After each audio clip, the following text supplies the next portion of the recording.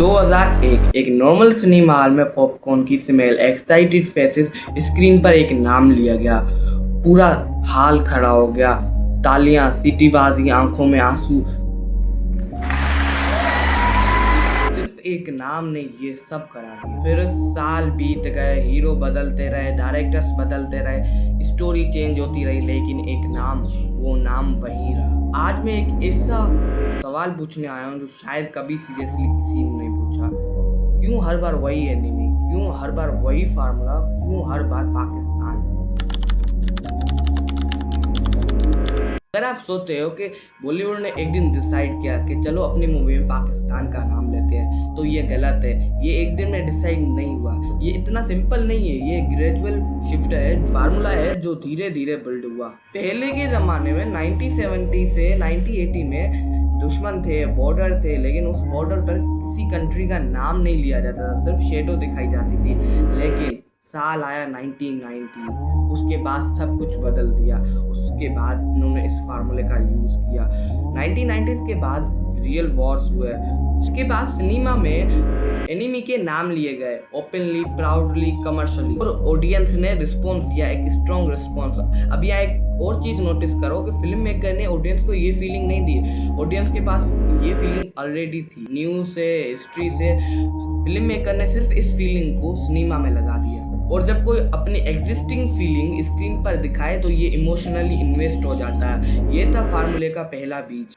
Film makers क्या करते हैं, एक रियल स्टोरी को एक फिक्शनल मूवी बना देते हैं। इसे बनाने को तो मैं भी एक फिक्शनल मूवी बना सकता हूँ। 1950 में पैदा होता है एक लड़का गुजरात में, जिसका नाम रखा जाता है छुछंदर गोदी। शुरुआत में तो वो अपने बाप के साथ वैद्यनगर गुजरात में चाय बेचा करता था। उसके बाद तारीख आई 26 मई 2014, वो बना प्राइम मिनिस्टर ऑफ इंडिया। जो भी मैंने कहानी बताई ये फिक्शनल है, ये इसमें कोई भी सच्ची कहानी नहीं है, ये बिल्कुल फिक्शनल है, बिल्कुल उसी तरह जैसे धुरंधर। अब फिल्म से बाहर आओ, हमारा ब्रेन इवोशनली थ्रेड को इग्नोर कर नहीं सकता है। कोई खतरा, चाहे वो रियल वर्ल्ड में हो या फिर इमेजिनरी, हमारा ब्रेन इमीडिएटली अलर्ट हो जाता है और हार्ट रेट भी बढ़ जाता है। सोचो, तुम्हारे दिमाग में एक वर्ड है जो तुम्हारे दिमाग में ऑलरेडी लोडेड है, फिल्म मेकर उस वर्ड को यूज करें। तो फिल्म मेकर को कोई एक्सप्लेन करने की जरूरत नहीं, कोई बैक स्टोरी नहीं चाहिए, कोई लेंथी इंट्रोडक्शन नहीं चाहिए,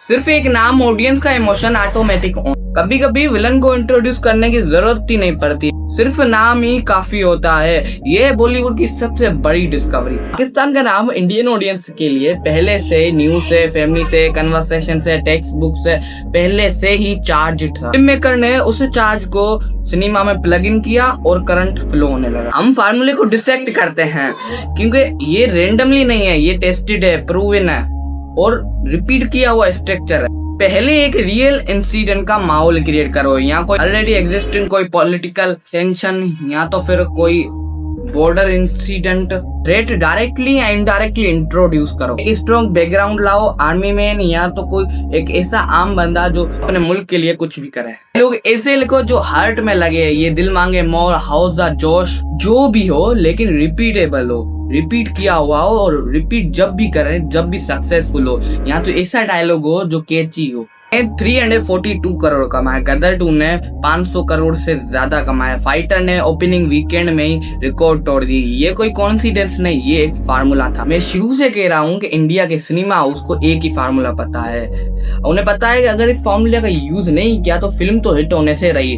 फिर इनके दिमाग में आता है वो फार्मूला, वो नाम, पाकिस्तान का नाम। आप खुद देख लो ना कि पिछले साल और इस साल कौन सी मूवी वायरल हुई, हिट हुई, सुपर हिट हुई। वो फिल्म थी जैसे कि धुरंधर, फाइटर, इन सब में पाकिस्तान का नाम था। और बाकी मूवीज जैसे सैयारा वगैरह, इनने 500-600 करोड़ से ज्यादा कमाई ही नहीं की। ये एक रियल एग्जांपल है सिनेमा हाउस के इस फार्मूले का। सोचते हैं कि एक बड़ी मूवी रिलीज से पहले क्या हो, न्यूज चैनल पर डिबेट शुरू हो जाते हैं, क्या ये मूवी अच्छी है, क्या ये मूवी अप्रिशिएटेबल है, क्या ये मूवी हमें देखनी चाहिए, क्या ये मूवी पाकिस्तान को गलत दिखाती है। सोशल मीडिया पर हैशटैग ट्रेंड करने लग जाते हैं, ट्रेलर पर करोड़ों व्यूज आते हैं, सिर्फ और सिर्फ कंट्रोवर्सी की वजह से। बाइकआउट ट्रेंड भी चलने लगते हैं और उसी बाइकआउट की वजह से लोग क्यूरियस हो जाते हैं। जितना लोग ज्यादा गुस्सा करेंगे उतना ज्यादा टिकट बिकेंगी। ये एक्सीडेंटल नहीं है, कभी कभी मार्केटिंग स्ट्रेटेजी होती है।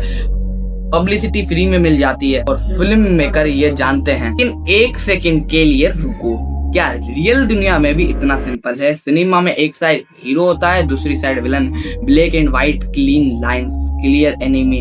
लेकिन रियल दुनिया में लाहौर में एक यूनिवर्सिटी स्टूडेंट है जो इंजीनियरिंग पढ़ रहा है, कराची में एक आर्टिस्ट है जो पेंटिंग बेचता है, उनके भी वही सपने हैं, उनके भी वही तकलीफें हैं, उनके घर में भी वही होती है जो तुम्हारे घर में होती है।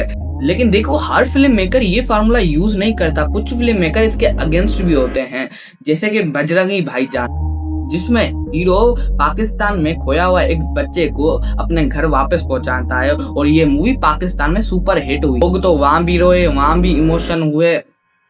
क्यों? क्योंकि ह्यूमैनिटी की कोई भी लैंग्वेज नहीं होती। वीर ज़ारा, 2 कंट्रीज, 2 फैमिलीज, एक लव स्टोरी, ऑर्डर थे लेकिन फीलिंग नहीं थी। हर फिल्म मेकर ने हेट नहीं फैलाया, कुछ ने इंसानियत भी दिखाई और दुनिया ने उन्हें भी दिल से एक्सपेक्ट किया। एक सीने की रील बन जाता और मिलियंस में व्यूज आते हैं और कमेंट सेक्शन में तो वार हो जाती है। दूसरे तरफ के लोग भी आते हैं और वो भी रिप्लाई देते हैं, इसकी वजह से उनकी रील वायरल हो जाती है। इमोशनल साइकिल स्क्रीन से टाइमलाइन तक एक्सपेंड हो जाती है। एक डायलॉग थिएटर से ज्यादा टाइमलाइन पर डिस्कस होता है, टाइमलाइन पर वायरल होता है। इतना वायरल उतना डिस्कस, उतना ही टिकट काउंटर पर रश। अब बात करते हैं जो शायद सबसे ज्यादा अनकंफर्टेबल ट्रुथ है। ये सब शायद अल्टीमेटली बिजनेस है। फियर अटेंशन लाता है, अटेंशन एंगेजमेंट लाता है और एंगेजमेंट पैसा लाता है। सोचते हैं कि कितने साल हुए, अक्षय कुमार ने बॉर्डर क्रॉस किए, ऋतिक रोशन ने प्लेन उड़ाए, शाहरुख खान ने भी अपना किरदार अदा किया, हीरोज बदलते रहे, स्टोरी बदलती रही,